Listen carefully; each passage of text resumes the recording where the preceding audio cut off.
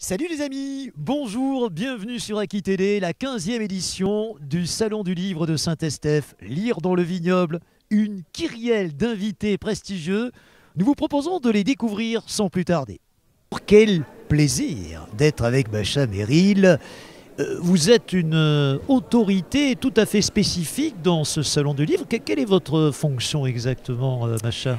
Alors, je suis présidente d'honneur. Quel Alors, effet attention, ça vous parlez fait avec un peu de respect, s'il vous plaît.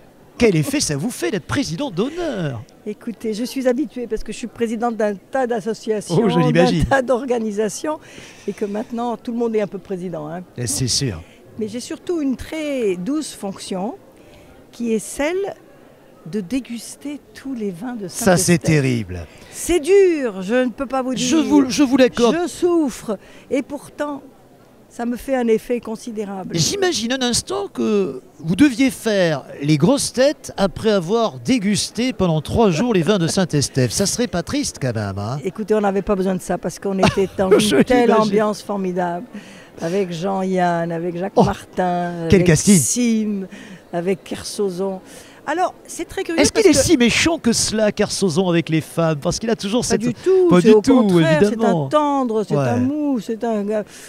Moi, j'en ai fait qu'une bouchée. je peux Il joue vous un dire. rôle. C'est pas ça, c'est qu'il se retire, il a la trouille, il sait que les femmes sont puissantes et Aïe, fortes, aïe, aïe, aïe. alors aïe. il fait attention. Bon. Vous avez tout joué, hein, au cinéma, Non, non, sur non, non. surtout le théâtre. Hein. Je crois que c'est surtout une comédienne de théâtre que vous êtes. Hein. Non, c'est pas ça. C'est que si vous aviez étudié ma biographie, je suis une fille de la Pas nouvelle totalement, vague. je l'avoue. Nous avons changé le monde. Oui. Moi, je prétends, et je peux dire ça maintenant à la disparition de Jean-Luc Godard, dont j'ai eu la chance de tourner un film avec lui qui s'appelait Une femme mariée Oui. en 1964. C'est nous qui avons fait naître 68. Oui. Et pour moi, le siècle 21e, Commence en 1968. exactement. C'est marrant ça. Je vais penser aussi un peu, Et moi, Macha. je pense tout à fait. Et je pense Ouais. que nous, avec ce cinéma de la Nouvelle Vague, ce n'était pas que du cinéma. C'était un cinéma de rupture. C'était le nouveau monde qui arrivait. Et surtout, les nouvelles femmes. Et quand on dit que Jean-Luc Godard était misogyne, je dis excusez-moi, regardez comment il a tourné, comment il a filmé les femmes. Et surtout, il a mis au monde un type de femme nouveau qui n'étaient pas des stars de cinéma. Nous n'étions pas les descendantes de Brigitte Bardot ou de Marilyn Monroe. Nous étions des femmes vraies. C'est-à-dire, à cause de la nouvelle vague qui n'avait pas de moyens, Ouais. pas de maquillage, pas de coiffeuse, comme machin, on tournait comme ça, comme vous me filmez maintenant.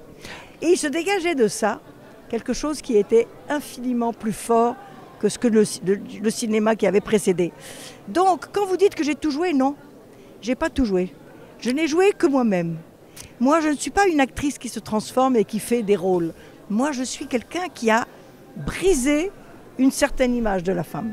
Ambitieux, hein, vous voyez. Bien sûr. Luc Lariboc, nous avons rencontré ce matin, que vous devez connaître, qui écrit sur le cinéma, déplorer qu'aujourd'hui les jeunes comédiens soient stars avant de le devenir. Est-ce que vous confirmez cela ? Non, c'est pas ça. C'est que maintenant le marketing a pris le pas sur tout. C'est-à-dire qu'on vous vend avant que vous soyez quelque C'est chose. ça. Quand vous soyez encore en herbe. C'est vrai Et dans d'autres domaines, mais c'est pas vrai que dans le les cinéma. chansons, Hein. c'est vrai pour tous les Chez les domaines. livres, sur les Bien livres sûr. notamment. Donc le problème, c'est ça. C'est qu'il faut avoir cette espèce de pudeur de ne Ouais. pas tout de suite savourer trop le succès. Le succès, vous savez, c'est plus difficile de se remettre d'un succès que d'un insuccès. Je Parce partage qu'un votre avis. insuccès est stimulant, tandis qu'un succès, il vous écrabouille. Et il vous oblige à faire encore mieux la fois d'après. Pire, c'est de faire autrement. On est surtout. d'accord ? Et voilà. Un petit peu. Alors on va parler un petit peu de votre bouquin, et c'est bien normal parce qu'on est là surtout pour le faire. J'ai regardé, alors j'ai pas lu votre biographie dans l'ensemble, il y a une chose tout de suite qui m'a intéressé, passionné d'histoire que je suis, c'est fille de Russe blanc. Je crois qu'il serait bien de rappeler à nos téléspectateurs qui ne le savent peut-être pas ce qu'était un Russe blanc, vous allez le faire, Alors, Macha. je vais vous dire mon nom. Oui, je Je sais, je m'appelle connais. Kniezhna Maria Magdalena Vladimirovna Gagarina. Et vous êtes Je suis ukrainienne. princesse Gagarine, pas du tout Pas du ukrainienne. tout. C'est russe ou Nous ukrainien? étions russes, nous étions des colons en Ukraine. Ah. Mes parents et toute ma famille avaient des terres en Ukraine. Et croyez-moi, les Ukrainiens nous détestaient. Oh, je Parce l'imagine. que c'est pas d'aujourd'hui qu'ils détestent les Russes. hein. Bien sûr. C'est que maintenant on le découvre. Bah, à juste Mais- titre quand même, Mais à quand on juste sait ce qui titre, s'est à passé juste titre, les dans Russes se sont l'histoire. très très mal conduits. Et Bien sûr. encore maintenant. C'est-à-dire, nous avions des grandes propriétés. C'est vrai que c'était les Russes qui exploitaient ces terres. Et à la Révolution, évidemment, ma famille sont ceux qui ont tout perdu. Nous étions des propriétaires terriens, enfin mes ancêtres. Ils se sont réfugiés en France. Ils aimaient la France parce qu'ils pensaient que c'était le pays idéal. On était francophone aussi dans l'aristocratie russe à cette époque-là. On est d'accord, hein? À la maison, on parlait français. Ouais. Dans les soirées, dans les dîners, on parlait français. Alors on parlait aussi l'allemand et on parlait aussi le russe et on parlait aussi l'anglais. Alors je raconte, ma mère a écrit un livre merveilleux qui s'appelle Blond était les blés d'Ukraine, où elle raconte son enfance en Ukraine. Marie Gagarine, vous avez peut-être lu ce livre qui a été un énorme succès il y a quelques années. Ah, on est déjà appelé ailleurs. On va continuer, c'est pas grave. Alors avec un nom comme ça, c'était presque la piste aux étoiles parce que Gagarine, Youri Alors moi, Gagarine. Je suis princesse, mais lui pas. Ben oui, parce que c'est quand même lui qui s'est envolé dans l'espace. On doit vous le dire en permanence. C'est le premier. Mais écoutez, voilà. Quand il est parti dans l'espace, j'ai reçu un télégramme de l'ambassade de Russie qui disait « Signé Youri ». Oui. C'était un grouillot de l'ambassade qui avait dû écrire, qui disait « Je connais l'existence de la famille des princes Gagarine, mais moi je suis fils de charpentier et fier de l'être. » Il se défendait d'être prince Gagarine. Il fallait qu'il soit l'éminent représentant du prolétariat, parce que c'est comme ça qu'il avait été vendu par Khrouchtchev, parce qu'en 64, si mes souvenirs sont bons, c'était plus Staline, c'était Khrouchtchev et il fallait briser tout ce qui s'était passé avant. À l'époque, les familles, les princes, dans les villages, tout le monde portait le même nom.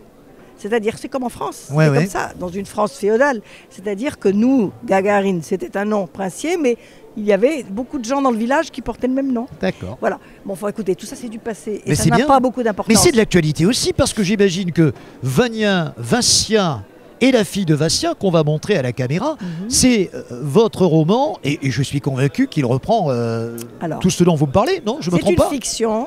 Je n'ai pas raconté ma vie, mais j'ai raconté des choses que j'ai recueillies de tous les personnages de l'émigration que j'ai rencontrés, des gens très très très charmants, très pittoresques, et en particulier les Cosaques. Vous savez que les Cosaques, ce n'est pas une ethnie, c'est un ordre militaire. Oui.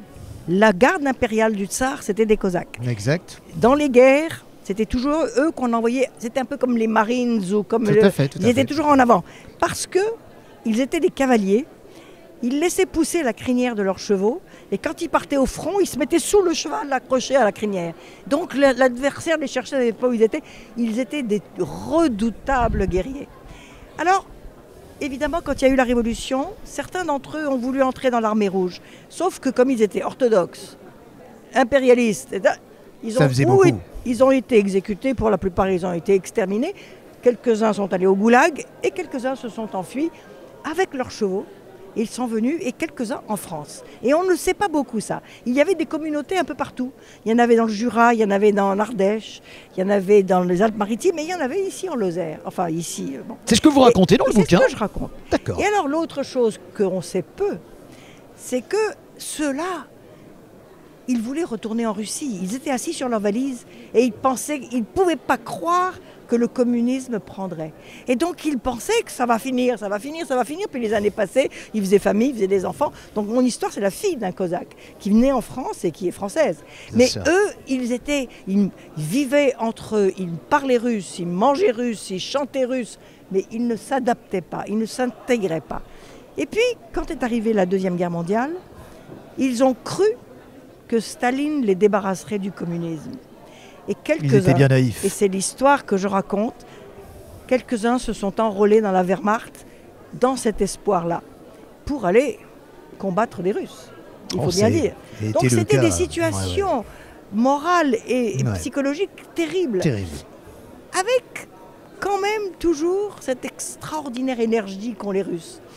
C'est spécial quand même, c'est un peuple spécial. C'est un peuple spécial qui a été évidemment soumis aux aléas de l'histoire, mais qui repart du bon pied après chaque catastrophe. Actuellement, ils en connaissent une. Alors justement, on va terminer cet entretien. On ne peut pas faire autrement, machin, ne m'en voulez pas, par votre regard sur l'actualité récente. Moi, je suis très optimiste. Comment voyez-vous les choses se dérouler dans cette guerre russo-ukrainienne ou ukraino-russe? Alors regardez-moi sur BFM, excusez-moi pour la compétition. Hein, mais on est bien meilleur que BFM, bien évidemment. Le 5 octobre, je serai toute la soirée dans un panel de personnalités qui ont des informations. Pour moi, il est cuit. Pour moi, il en a pour Vladimir 3 mois. Ah oui. Il est Parce que cuit. là, il a Mais passé- je crois qu'il n'est pas en bonne santé, non? Mais si, parfait. Il est On ou s'en c'est du fout. pipeau tout On ça? s'en fout, c'est pas la santé qui fait Ah, un la petit peu volonté. quand même. Mais non. Il est animé par une espèce de vocation complètement absurde de recréer l'Empire russe et l'Empire soviétique. Mais ça marche pas. Parce que Ça le peut monde pas a changé. marcher. Le monde a changé, Et donc, absolument. surtout, cet isolement terrible dans lequel il s'est trouvé, maintenant il se trouve, parce que même les Chinois et les Comment on Indiens se sont- sort d'une telle affaire pour qu'il ne perde pas la face vis-à-vis de ses Ne raisonnez compatriotes pas et avec des vis-à-vis des autres? raisonnements français. C'est vrai. Il faut se mettre dans l'ambiance là-bas. Donc ça ne sera pas une révolution populaire, ça Non. sera une révolution de palais. Ça sera à l'intérieur du Kremlin. Vous le voyez renversé. Pas renversé. Il va, Écarté. Il va très mal On finir. sait très bien le faire en Russie. c'est ce qui Khrouchtchev va a été passer. écarté en 64, C'est ce qui si va les se souvenirs passer, sont bons. c'est ce qui va se passer. Je vous parie aujourd'hui une bouteille de Allez, un on parie. magnum de Cos Lestournel. Si. C'est vous qui le payez alors? Ah non, c'est vous qui vous allez perdre. c'est moi. Ah non, non, c'est pas bien. Vous avez plus d'argent que moi. C'est pas possible, machin. Non, non, j'ai pas plus d'argent que vous. Vous croyez pas, les artistes sont pas riches. Hein. Non, j'ai un enfant qui l'est, donc je confirme, Alors, voilà. effectivement. Bon. En tout cas, c'était un plaisir de parler de la Russie.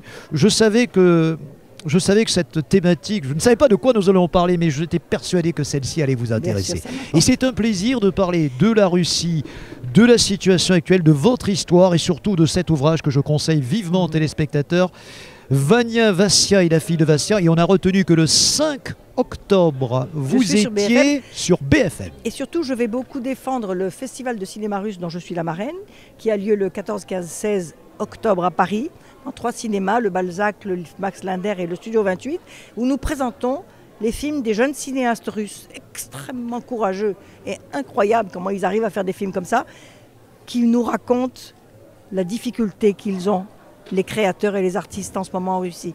Donc il faut montrer ces films et je m'insurge contre ceux qui disent il faut boycotter tout ce qui vient de Russie. Non, tout sauf la culture. Parce Bien qu'eux, d'accord. ils nous disent des vérités que ne nous disent ni les diplomates, ni les journalistes, ni les Mais c'était politiques. habituel chez les Russes. Solzhenitsyn a été le premier, Voilà, vous le savez très bien, voilà, avec voilà. l'archipel du Goulag, Voilà. à dénoncer ce que tout le monde savait, sauf Montand. Sauf qu'on le Et disait pas. sauf Yves Montand. Excusez-moi pour Montand, non. parce que. Oublions, mais oui, mais oublions. Il y a on va quelques quand même. intellectuels et qui oui, se sont un peu... et oui, Aragon, Simone Signoret, il y en avait C'était beaucoup différent. quand Le même. communisme, cette Voilà. époque-là, c'était un grand espoir. C'est vrai, Hein c'est vrai aussi. Et on a C'est espéré vrai tous aussi. que ce soit un changement du monde. C'est vrai aussi. Ça a changé le monde quand même. Bah, c'est terrible parce qu'on était à Saint-Estèphe et on est passé à Saint-Pétersbourg avec vous, Macha Merrill. Merci beaucoup, Macha À Merrill, sur bientôt. Aki Télé en exclusivité.